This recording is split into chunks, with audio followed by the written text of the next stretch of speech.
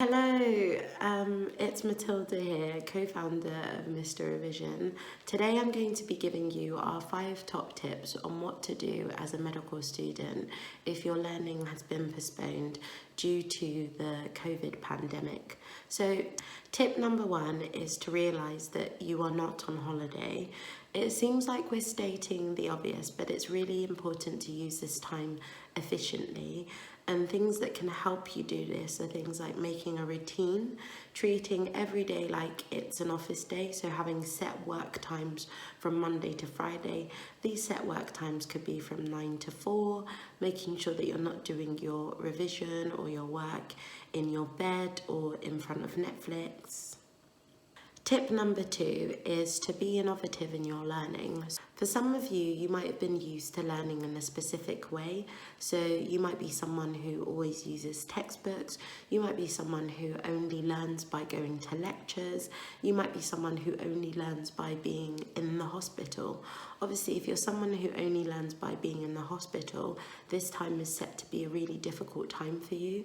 So when we say be innovative about your learning, what we actually mean is finding new ways to learn or using methods that you didn't previously use. So if you're someone who you're not a textbook person, then it's definitely worth, asking those in the older years what textbooks that they found specifically helpful when they've been on those rotations.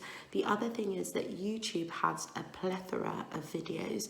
There are so many medical resources on YouTube that you don't have enough time to watch all of them. So that's another thing to consider.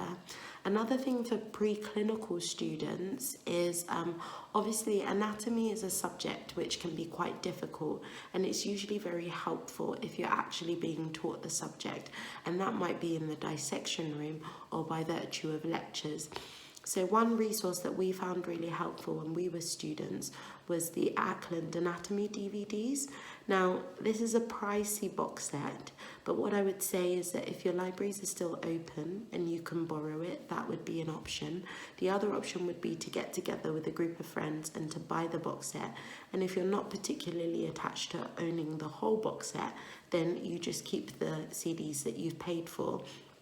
The advantage of the Ackland Anatomy DVDs is that the Ackland Anatomy DVDs do the anatomy by region. So it will do anatomy of the head and neck, anatomy of the thorax, and all those kinds of things. And the man who features in the anatomy DVDs has got a really interesting voice, so it's not your typical monotonous voice. And if you're someone who likes to draw along with anatomy or, follow along while someone is teaching, these videos might just be the solution that you're looking for. So tip number 3 is to build a virtual community with your colleagues. So what do we mean by virtual community? So this virtual community could be over WhatsApp, it could be via various conferencing apps, and there are lots of them. Some of them include things like Zoom. I hear that there's also something on Google that you can use, or you might decide that you want to use something like Skype. So when we say create a virtual community, the reasons why we think that might be helpful is obviously because of the pandemic, you can't really and you shouldn't really be meeting face to face. So by having WhatsApp groups or having set Zoom calls, it can be really good because you can still socialize with your friends, and actually it gives you a sense of accountability, especially if you decide that one of you is going to teach the group on a subject that you are stronger on and other members of the group are weaker on. Now, I know that not everyone in medical school is keen on working together, but now more than ever is probably the time to become altruistic. Tip number 4, check your university emails regularly. It sounds like I'm stating the obvious, but a lot of us don't really like getting emails to our phone. Now, in these times more than ever, most of us are being contacted by emails, and we're getting quite a few emails a day. Now, what that actually means is that you need to be on top of things.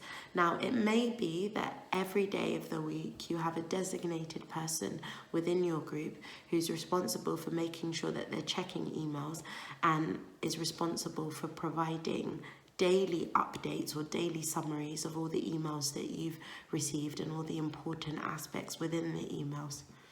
Finally, the final tip is to be safe and stay healthy. There are lots of talks about medical students going into hospitals to volunteer, and if you are going to be going to the hospital, if you are going to be helping out, then it's really important to take care of your well-being. Make sure that you're taking appropriate breaks, making sure that if you have things that you want to reflect on or things that you want to debrief on, that you've got somebody that you can talk to about these things.